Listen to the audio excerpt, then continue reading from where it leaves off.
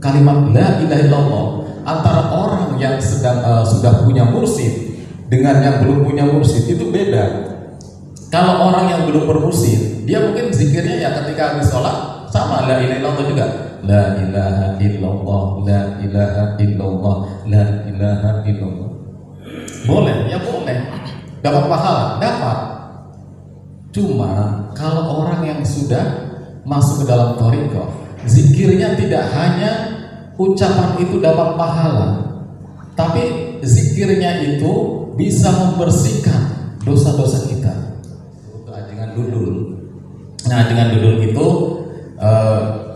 berpesan bahwa zikir itu, la ilaha illallah itu tidak semuanya harus ikhlas semua. Misalnya kita zikirnya 65, nggak perlu ikhlas semuanya 165 itu. Ada dari 165 itu ada satu yang ikhlas saja.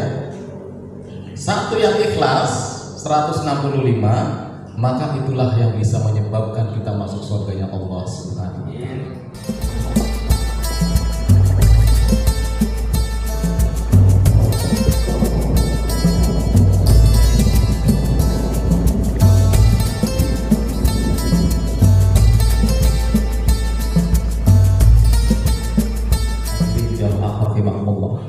Makanya kita sangat bersyukur hadirin, kita bisa dipertemukan seperti ini, kita bisa digolongkan orang-orang yang bisa menyebut nama Allah.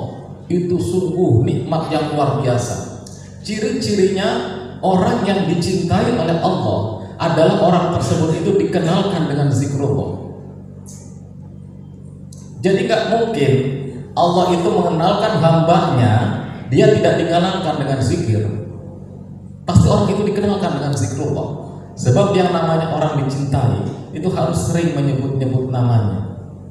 Maka inilah keuntungan kita. Kita itu dipertemukan dalam suatu ikatan thariqah Qadiriyah Naqsabandiyah. Kita dipertemukan untuk bisa berzikir kepada Allah. Itu tandanya kita adalah dicintai oleh Allah Subhanahu wa taala. Nah, hadirin jamaah rahimakumullah. Zikir ini yang banyak, ya. Ada kita baca subhanallah, alhamdulillah, Allahu akbar, itu zikir. Kita baca Al-Quran, itu pun zikir. Kita baca istighfar, itu zikir. Kita baca sholawat, juga zikir. Namun ada zikir yang paling afdal. Afdalul dzikri ma qultu la ilaha illallah. Sebaik-baik zikir adalah kalimat la ilaha illallah. Kalimat la ilaha illallah antara orang yang sudah punya mursyid dengan yang belum punya mursyid itu beda. Kalau orang yang belum bermursyid, dia mungkin zikirnya ya ketika habis sholat sama la ilaha illallah juga. La ilaha illallah, la ilaha illallah, la ilaha illallah. Boleh, ya boleh. Dapat pahala, dapat. Cuma kalau orang yang sudah masuk ke dalam thariqah, zikirnya tidak hanya ucapan itu dapat pahala, tapi zikirnya itu bisa membersihkan dosa-dosa kita. Ya, makanya dalam malam hari ini kita akan coba kupas dari hadis-hadis yang keutamaan dari kalimat la ilaha illallah tersebut.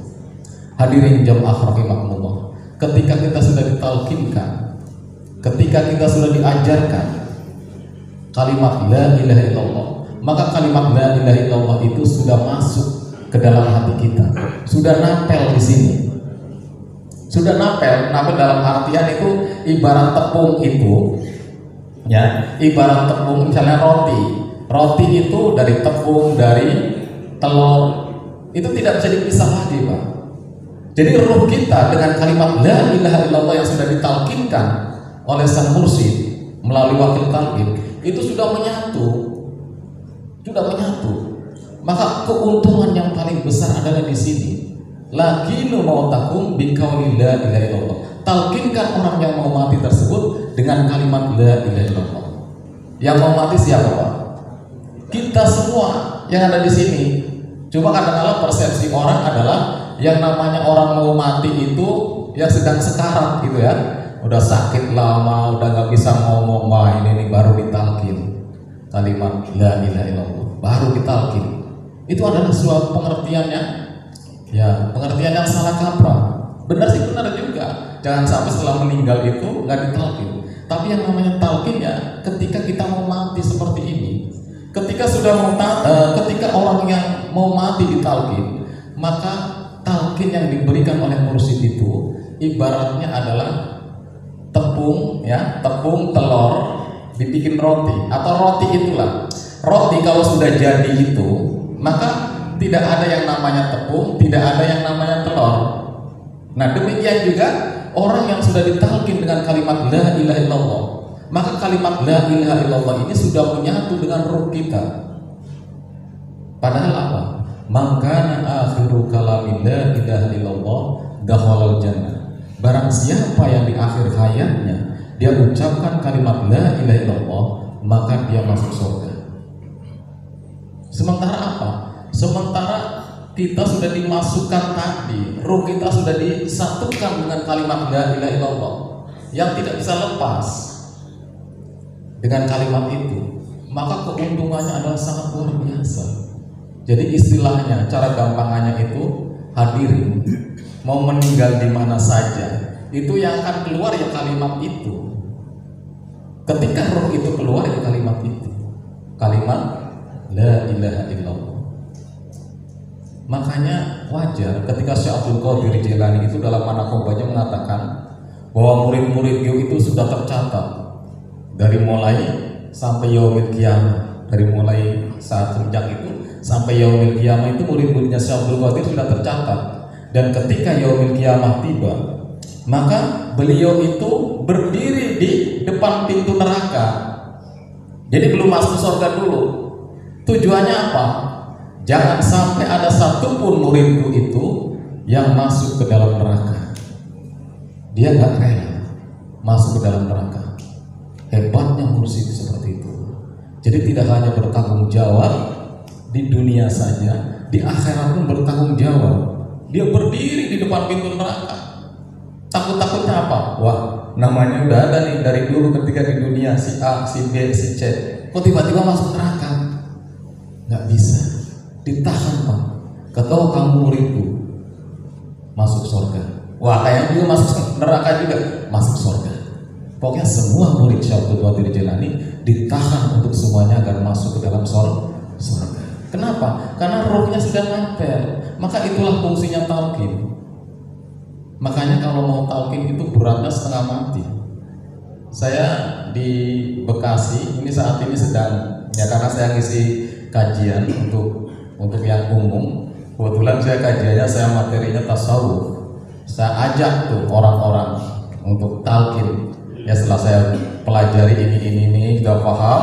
Kemudian terakhirnya puncaknya adalah acara talqin. Insya Allah nanti tanggal 21 besok. Mohon doanya semoga lancar gitu ya hadirin.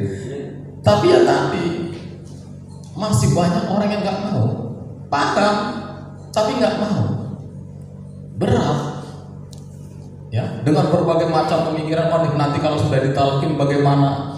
Apakah harus ngamalin terus? Kalau sudah ditalqin gimana? Saya sibuk pekerjaan. Kayaknya mereka itu bayangannya, wah kalau sudah ditalqin itu berat banget. Saya pikir ya wajar bayangan-bayangan seperti itu. Kenapa? Sebab setan itu nggak mau ketika sudah masuk talqin berarti Anda adalah calon penghuni surga. Setan nggak mau, Pak. Kenapa? Enak amat, nanti di neraka siapa teman saya, kata setan kan begitu.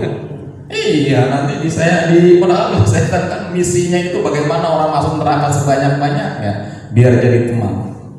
Makanya beratnya di situ. Maka inilah yang patut kita syukuri, bahwa ketika kita sudah ditalqin seperti ini, ya kita jangan cuma sendiri saja yang masuk surga, ajak juga teman-teman kita, ajak juga saudara-saudara kita, biar mereka pun merasakan, ayo kita sama-sama masuk surga. Memang beratnya setengah mati, berat.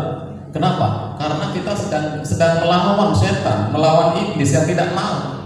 Ya, apalagi ada hawa nafsu juga. Nah, tapi insya Allah pelan-pelan kita coba arahkan, sebab kita mengajak pada mereka agar semuanya bisa masuk surga.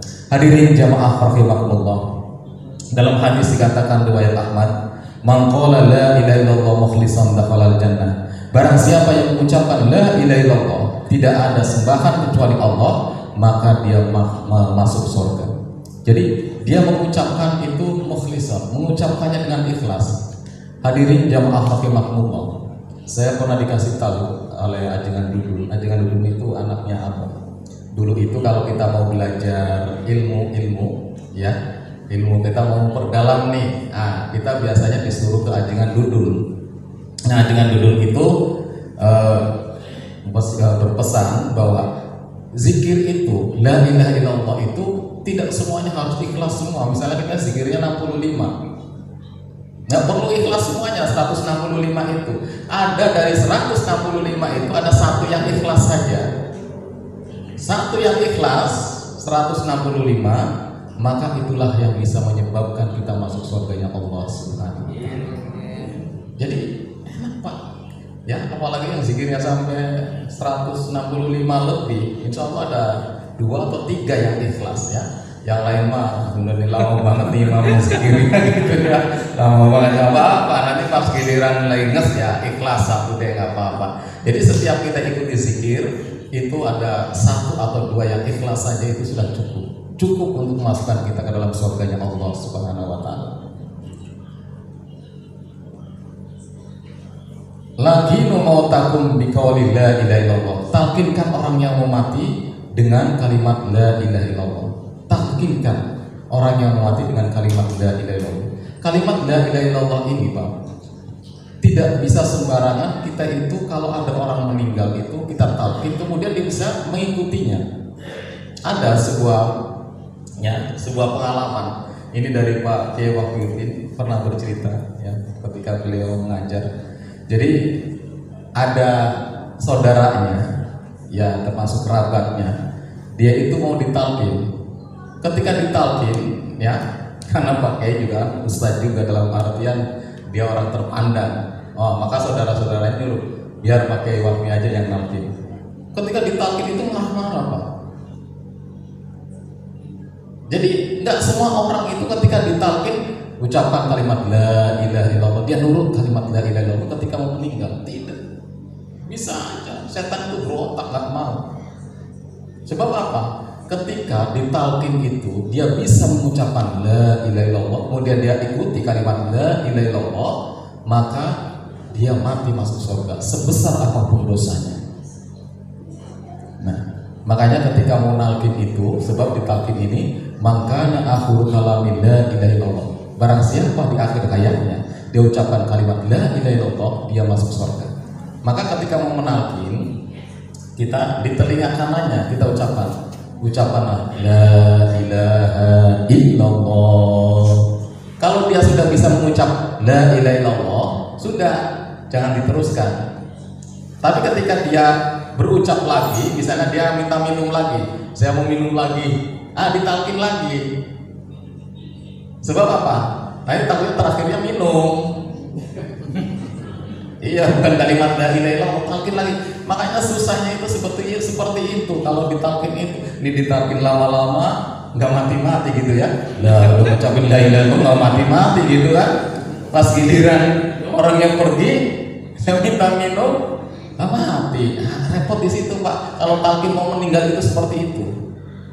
Bahkan ada sebuah kisah. Ini seorang ulama besar. Ulama besar ini dia itu ditalkin oleh santrinya karena santrinya juga banyak. Ketika dia itu dalam kondisi koma, sekarang ditalkin, Pak Kiai, ucapkanlah la ilaha illallah. Jawabnya apa? Gak mau. Yang kedua kalinya, ucapkanlah la ilaha illallah. Gak mau. Yang ketiga kalinya, ucapkanlah la ilaha illallah. Masih jawab, gak mau. Bahkan lebih keras suaranya. Untung apa? Kiai tersebut gak jadi meninggal. Coba kalau meninggal, jawabnya gak mau. Terakhir kalimat yang udah rajin baca Quran, ya, masya Allah. Nah, ketika siuman, alhamdulillahnya belum mati. Muridnya nanya, Pak Kiai, kenapa sih ketika saya talkin jawabnya gak mau? Rupanya apa Pak? Ketika dalam kondisi sakaratul maut itu setan yang datang kepada kita iblisnya adalah iblis kelas kakak, bukan iblis kelas teriak. Kalau sekarang kelas teriak, apalagi yang mau rantek yang gebalin mulu, mau asbla ilaha illallah, mental lagi. Tapi orang yang mau meninggal itu iblisnya adalah kelas kakak. Rupanya apa? Dia cerita. Jadi ketika dia itu ditalqin, rupanya iblis itu menyerupai Nabi Isa. Katakan, kalau kamu mau masuk surga, masuklah Nasrani. Jawab kayaknya benar, nggak mau. Tapi di sini sebenarnya ada kalimat, ayo sebutkan kalimat la ilaha illallah. Tapi iblisnya menggodanya, ayo masuk Kristen, ayo masuk Nasrani. Jawabnya nggak mau, benar. Yang kedua kalinya, ayo masuk Nasrani, nggak mau. Kalau begitu, kamu masuk Yahudi. Jawabnya nggak mau juga. Nah, jadi rupanya ketika kita mau meninggal dunia itu, maka iblis itu datang, benar-benar datang, dan bagaimana di akhir hayatnya itu lepas dari kalimat la ilaha illallah. Maka nggak bisa kita itu, ya apalagi ada yang mengatakan, oh, udahlah la ilaha illallahnya nanti aja pas kita mau meninggal. Wah, berat Pak. Sekarang meninggal itu jarang yang ditalkin Pak. Meninggal di kamar mandi, ya, meninggal ketabrak. Sebenarnya repot Pak kalau ngandelin talkin. Apalagi sekarang banyak yang meninggal di kamar mandi. Coba di kamar mandi kan nggak boleh kita menyebutkan kalimat thayyibah. Wah, kita maaf pas mati di kamar mandi la ilaha illallah, batal kata setan. Kamu jangan ucapin ini, nggak boleh di kamar mandi nih. Coba, ngeri juga Pak. Makanya beruntung sebetulnya orang yang ditalqin. Sebab apa? Kalau di dalam hati kan boleh aja, tetap aja kalimat thayyibah itu nanti yang keluar. Ini Pak. Jadi makanya sangat luar biasanya, dan jangan pernah berharap ketika mau meninggal baru ditalqin atau ingin sudahlah la ilaha illallahnya nanti perbanyak ketika mau meninggal saja. Jangan, nggak bisa Pak. Ibarat perang itu kita harus mulai dari sekarang. Kita harus benar-benar ya membuat perlengkapan yang lengkap, membuat persenjataan yang kuat agar ketika di akhir hayatnya kalimat la ilaha illallah itu mudah untuk diucapkan.